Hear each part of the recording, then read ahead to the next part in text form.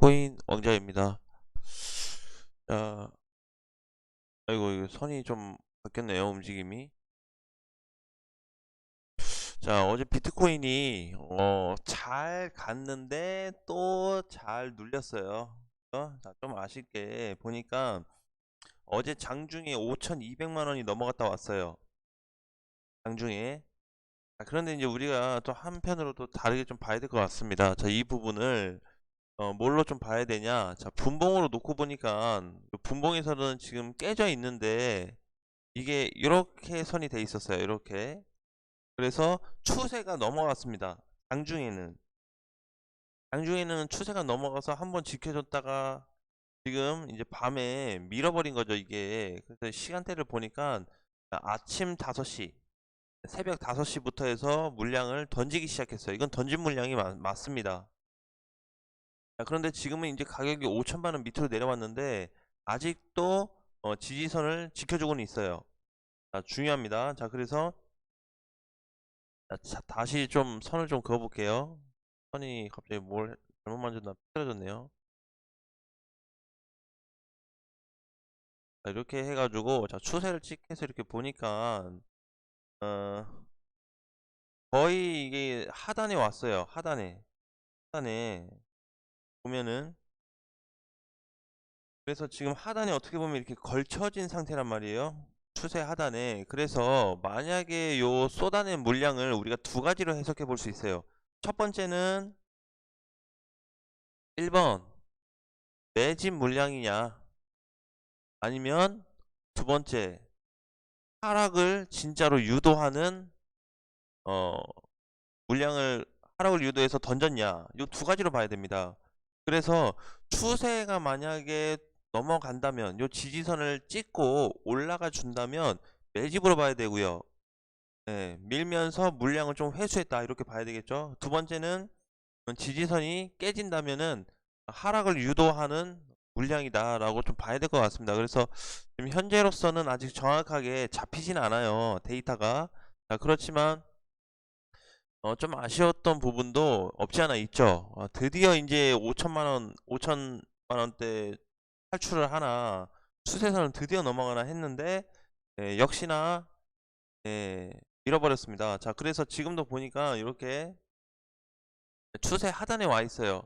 자, 그러면 앞으로 어떤 그림을 좀 저는 예상하냐면은, 보통 이렇게 장대 음봉이 나오면은, 장대 음봉 캔들이죠. 요 장대 음봉이 발생이 되면은 저는 기술적 반등이 좀 나올 거라고 봐요.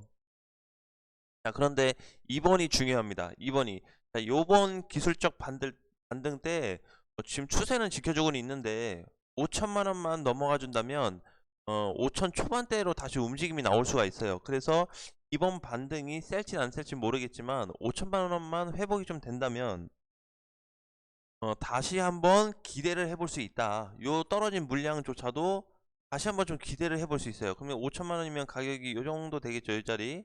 멀진 않아요.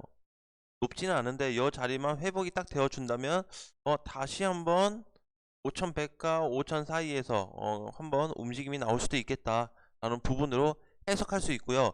자, 그 다음에 또 하나 있어요. 뭐냐면은 요 하락에 대한 물량을 어 투심으로도 좀 봤습니다. 투심. 그러니까 이게 갑자기 막 4% 올라갔잖아요. 4%. 그쵸? 장중에 비트코인이 4% 올라갔어요. 되게 오랜만에. 근데 이렇게 음봉으로 밀어버리니까 이거 혹시 시장 또 더 빠지는 거 아니야?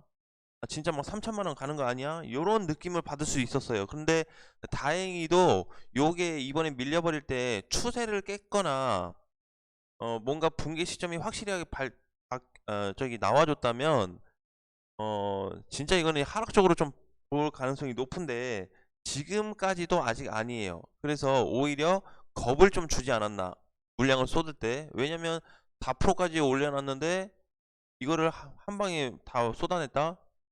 이거 4시간 만에 지금 빠진 거예요. 4시간 만에 요만한 게 4시간 동안에 조금씩 하면서 물량을 던졌다고 볼 수가 있겠죠. 그래도 지지선 하단을 깨지 않았어요.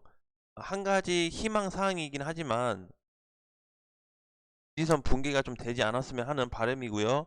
자, 오늘은 이제 좀 시장이 밀리고 나서의 어떤 다른 코인들이 기술적 반등 정도로 좀 보여집니다. 그래서 그동안에 뭐 스와이프나 아니면은 뭐 코스모스, 보라코인, 어거, 세타퓨엘, 세타토큰 여기 좀 수급이 들어온 애들이었죠. 자, 그래서 저런 애들에 대한 관심은 아직도 좀 가져봐야 되고, 근데 이제 제가 이번 주를 좀 중요시 봤기 때문에 요게 이제 이번 주에 대한 어떤 흐름이 전환 시점이 좀 나와주길 바래요. 정말로. 그래서 자꾸 이제 시장이 밀리면 밀릴수록 올라가면 괜찮은데 밀리면 밀릴수록 뭐라 그럴까, 그냥 내가 비트코인을 쫓아가서 어 매매를 하는, 약간 설명을 하는 그런 느낌이 들어요. 근데 뭐 어쩔 수 없는 상황이죠, 현재로서는. 그래서 가장 다행인 거는 그래도 지금 위험 자리 지켜주고 있다.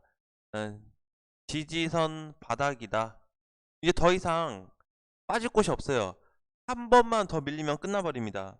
저는 그렇게 좀 보고 있어요. 요게 지지선이 이탈돼 가지고 한 번만, 딱 하루만 이제 밀려버리면 굉장히 위험하기 때문에 오늘이 뭐죠? 금요일이죠. 그래서 오늘부터 해서 금, 토, 오늘 아니면 내일 결정이 될 것 같습니다. 오늘 반등을 준다면 내일 하루 정도 더 볼 수가 있고요. 만약에 오늘 밀려버린다면 내일부터 하락이 될 수가 있어요. 그래서 저는 이제 요게 만약에 지지선이 붕괴된다 그러면 전체적인 비트코인의 역배열이 시작은 됐어요. 사실 여기서 이제 꺾일 때 보면 이럴 때 다 역배열이거든요. 근데 전체 추세의 역배열이 시작됐다라고 좀 보여지기 때문에 더 많이 밀릴 수 있는 그런 구간도 좀 예상을 해야 됩니다. 자, 그래서 아직은 밀리지 않았기 때문에, 그리고 생각보다 이렇게 전체로 보면은 거래량이 크지 않아요. 어제 밀었던 그 거래 매물로 보면은요, 굉장히 작습니다. 요만해요. 작죠? 그쵸? 이게 평소에 그냥 뭐 떨어진 것만큼의 물량도 안 나왔어요. 자, 그래서 오히려 요거를 한편으로는 개인들의 어떤 투자 심리를 위축하기 위한 그런 유도 물량이 좀 아니었나 라는 생각도 한편으로는 들고, 그 다음에 매집 물량이나 아니면 하락을 유도하는 물량일 수도 있다. 여러 방면에서 생각을 해볼 수밖에 없어요. 자, 그래서 아직 확실하게 정해진 게 없기 때문에 얘가 반등을 주냐, 이탈을 하냐, 방향이 안 정해지기 때문에 우리가 예상 시나리오를 가지고 어, 분석을 해볼 수밖에 없어요. 그래서 향후 방향이 정해진다면 그때 가서의 우리가 어떤 오늘 하락, 오늘 아침에 대한 이런 하락 부분을 다시 재해석해 볼 수 있겠지만, 아직까지는 뭐 그렇게 큰 변동성은 없다. 결국에 그냥 다시 바닥을 왔다. 과거에 밀렸던 밑단까지 내려온 상태다라는 거를 여러분들께서 다시 기억을 한번 해주셨으면 좋겠습니다. 주봉에서도 놓고 보니까 주봉에서 밑으로 다 내려왔죠. 그쵸? 선에 딱 닿았어요. 그래서 저번 주에도 사실상 저가가 4,880만원, 그냥 반올림 해가지고 4,890만원까지 밀렸거든요. 그거 찍고 요 선은 지켜줬어요. 근데 이게 이번에도 동일하게 좀 지켜줄 거냐. 그래서 제가 이번 주 한 주에 대한 부분을 많이 강조를 했는데, 이제는 더 이상 추가적으로 볼 시간도 없고 기다릴 필요도 없다. 그래서 오늘 아니면 내일 중으로 반드시 비트코인에 대한 흐름이 결정이 될 거기 때문에 이런 부분을 여러분들께서도 한번 참고를 해주셨으면 좋겠습니다.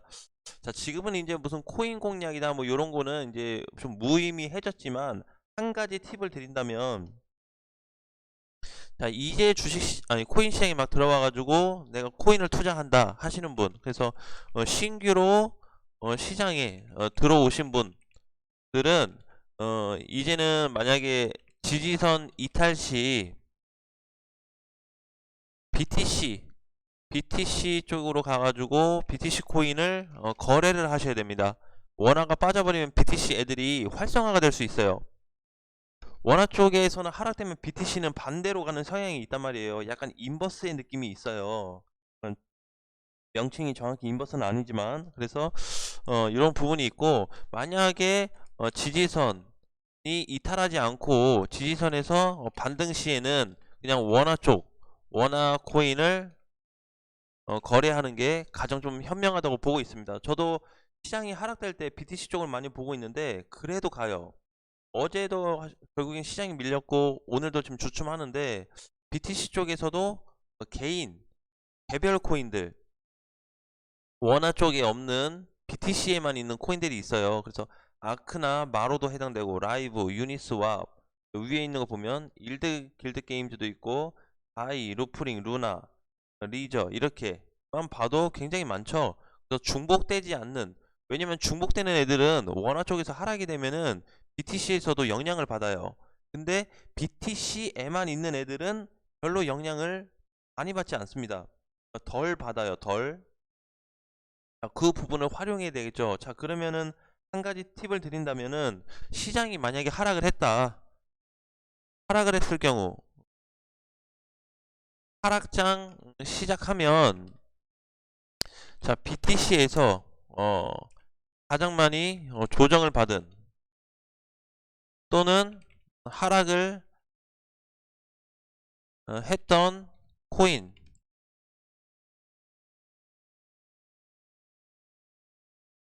아이고, 예, 코인을 공략을 해야 되겠죠. 자, 요 부분이 이번에 핵심 포인트입니다. 자, 시장에 우리가 코인을 거래하고, 뭐 원화 쪽에서 뭐 현금이 있든 없든 물려 있든 그런 걸 떠나서 전체적인 방향이 이렇다라는 거를 설명드리는 거예요. 그래서 원화 쪽에서의 좀 부실한 부분이 발생이 된다면, 지지선이 하락이 돼서 실제로 이제 뭐 3만 달러 얘기를 하는데, 그렇게까지 내려간다고 했을 때는, 이게 반대로는 BTC 쪽에 대한 부분을 많이 체크를 해야 된다라는 부분을 말씀드리겠습니다. 자, 어쨌든 아직 결정이 안 났기 때문에, 이번 주, 결국에는 이제 이번 주인데, 오늘 너무 바닥을 찍어가지고 이게 이제 오늘 아니면 내일 결정이 확실해질 것 같아요. 보통은 이제 밀리게 된다면 오늘부터 빠질 겁니다. 만약에 하락이 된다면 저거를 지켜주지 못할 거예요. 그래서 단기 반등이 살짝 나온 이후에 5천만 원 정도 찍은 이후에 다시 눌림세가 나올 수 있기 때문에, 그때 가서 또 어떤 시장의 방향이 정해질지 한번 체크하고 관심 있게 좀 분석을 해보도록 하겠습니다. 자, 다음 시간에 뵙겠습니다.